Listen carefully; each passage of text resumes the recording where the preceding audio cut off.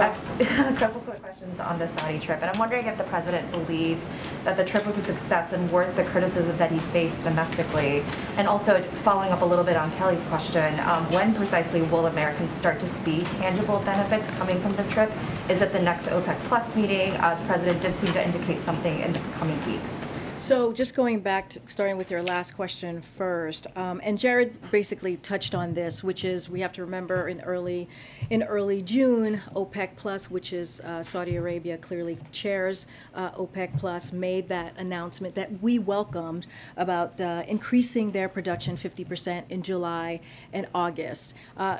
The conversations that the president had in Saudi Arabia in the bilateral meeting that he actually read out, as you all know, in a press conference that same Friday in Jeddah, they talked about energy securities, and Jake Sullivan actually said this as well: is that we will measure success in the next couple of weeks. We anticipate to be an increase of production, but again, it's going to take the next couple of weeks, and that will be up to OPEC Plus. And also, the president has talked obviously a lot about his support for a free and independent media, and I'm so wondering why the U.S. press did not get access to that greeting between President Biden and the Crown Prince, and we had to rely on Saudi state media for the images of that fistbump. So first thing, because I do want to touch, you asked me another question about what we believe got done. So let me just read off a couple of things there, and I'll get to your most recent question there. So just so that folks know, Saudi Arabia announced it will open Saudi airspace for flights to and from Israel, a historic decision that will pave the way for a more integrated, stable, and secure Middle East. As you know, when Jake Sullivan and I gaggled on the plane when the president flew from Israel to Saudi Arabia, that was a historic flight. So just want to make sure that we acknowledge that. The GCC+3 pledged billions to address food security resulting from Putin's war against Ukraine.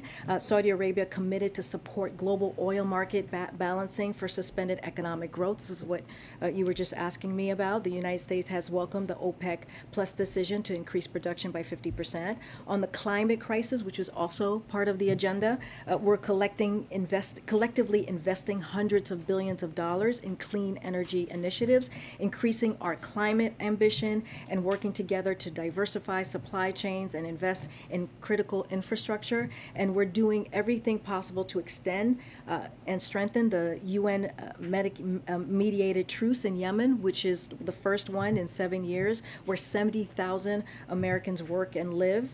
And so, again, we're seeing the longest peace in that there in Yemen in some time.